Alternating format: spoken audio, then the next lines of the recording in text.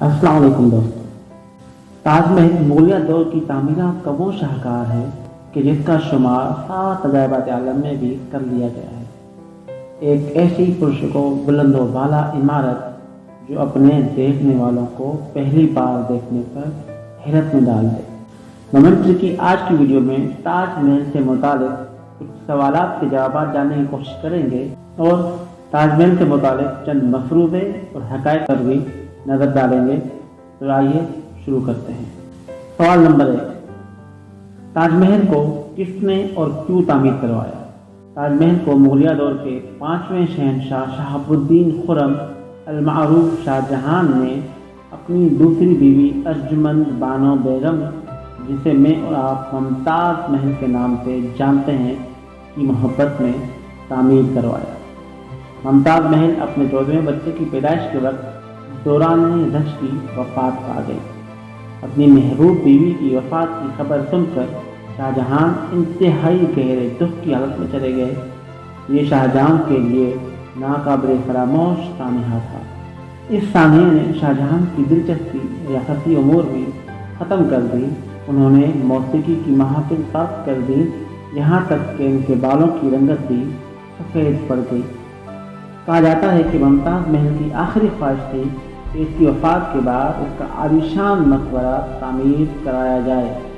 इसी ख्वाहिश की तकमील में शाहजहां ने अपनी तमाम क़ुव्वतें तवानाइयाँ इसकी तकमील पर सर्फ कर दी। इसके नतीजे में मोहब्बत की लाजवाब दास्तान समझा जाने वाला खूबसूरत शाहकार ताजमहल बना। ताजमहल की तामीर कब, कैसे और कितने अरसे में हुई? अर्जुमंद बेगम यानी मुमताज़ महल की वफ़ात के बाद उसे आर्जी तौर पर बुरहानपुर में दफनाया गया और 6 माह के बाद उसकी बॉडी बुरहानपुर से आगरा लाई गई और दरियाए जमुना के किनारे मुंतकिल की गई। ये ज़मीन एक महाराजा की मिल्कियत थी, जिसे शाहजहां ने खूबसूरत हवेली तोहफे में देकर इससे ये ज़मीन ले ली और इसी जगह ताजमहल की तामीर का काम शुरू हुआ। ताजमहल की बाकायदा तामीर का आगाज़ 1631 में हुआ। इसका बुनियादी स्ट्रक्चर 1648 में मुकम्मल कर लिया गया, लेकिन इस पर तज़य्युन व आराइश, नक्शो निगार और फिनिशिंग का काम जारी रहा। इस अजीम शाहकार की तामीर मुकम्मल करने में इस दौर के करोड़ों रुपए खर्च किए गए। 20,000 से भी ज़ायद मजदूरों और हुनरमंदों ने उस्ताद अहमद लाहौरी की सुपरविजन में काम किया और 1000 से भी ज़ायद हाथी वजन ढोने और दीगर भारी काम करने के लिए इस्तेमाल किए गए, जिसके बावजूद 42 एकड़ पर मुहित इस अजीम शान महल को मुकम्मल होने में 22 साल का अरसा लग गया। ताजमहल की तज़य्युन व आराइश के मराहिल। ताजमहल की तामीर में कई रंग बिरंगे और नायाब किस्म के पत्थर इस्तेमाल किए गए। इनमें सफ़ेद संगमरमर राजस्थान से लाया गया था और दीगर 28 किस्म के रंग बिरंगे कीमती पत्थर तिब्बत, इटली, मिस्र, अफगानिस्तान और श्रीलंका वगैरह से मंगवाए गए थे। ताजमहल की दीवारों, दरवाज़ों, खिड़कियों, जालियों, रोशनदानों और जगह जगह खूबसूरत अंदाज से पुरानी आयात मुज़य्यन की गई हैं। इसके अलावा अल्लाह के 99 अस्माउल हुस्ना इस कदर खूबसूरती के साथ अदा किए गए हैं कि देखने वाला दंग रह जाता है। मुरख्खीन के मुताबिक ताजमहल की खत्ताती ईरानी खत्तात अमानत खान के ज़ेर सरपरस्ती हुई। इस अज़ीमुश्शान शाहकार का मेमार कौन? मुगलिया दौर के इस अज़ीमुश्शान शाहकार को किसने तामीर किया, किसने डिज़ाइन किया? इस हवाले से कई नाम सामने आते हैं। कुछ मुहर्रिखीन ने उस्ताद ईसा अफंदी नामी ईरानी इंजीनियर का नाम लिखा है, लेकिन कुछ मुहर्रिखीन का मानना है कि इस इमारत का असल मेमार फ्रांसीसी इंजीनियर ऑस्टिन जिबोल्डोर था। कुछ मुहर्रिखीन यहाँ तक लिखते हैं कि ऑस्टिन ही ईसा अफंदी था। इसके अलावा इटली के एक इंजीनियर का नाम भी लिया जाता है, लेकिन इस हवाले से कोई भी ठोस सबूत मौजूद नहीं। कुछ लोगों का ये भी कहना है कि चूँकि शाहजहां खुद एक मेमार और इंजीनियर था, तो हो सकता है कि ये इमारत खुद इसने डिज़ाइन की हो।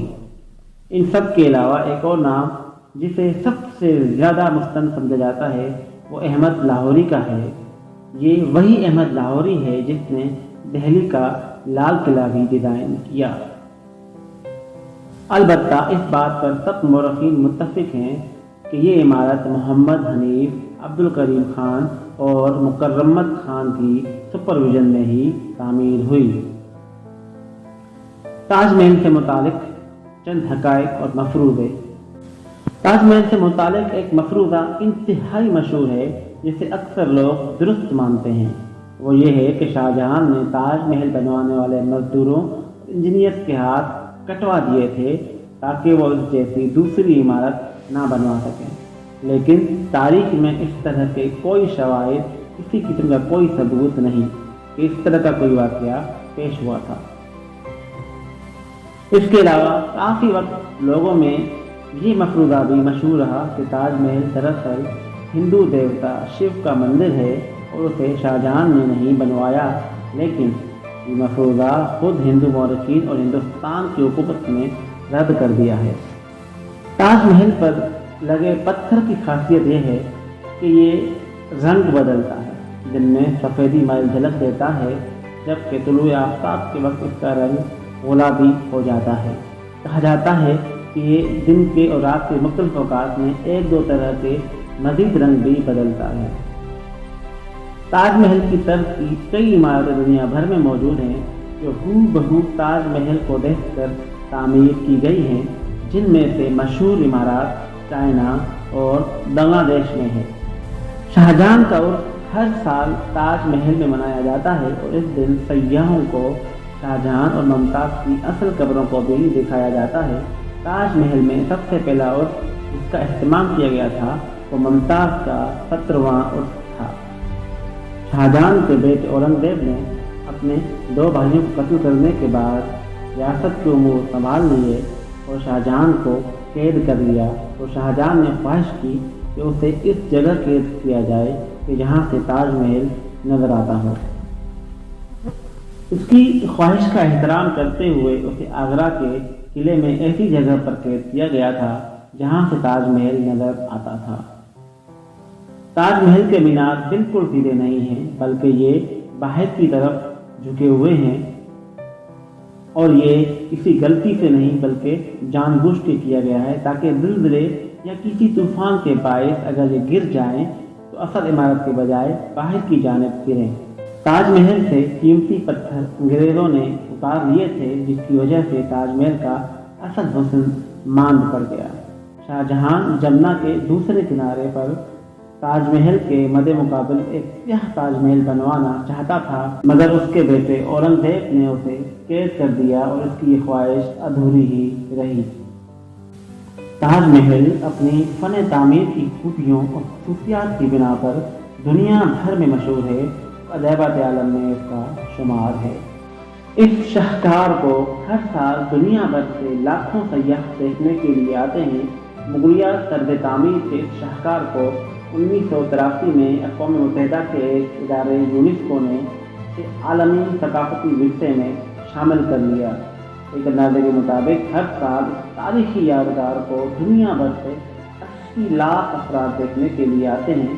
یہ بھارت کا سب سے بڑا ٹورسٹ پوائنٹ ہے۔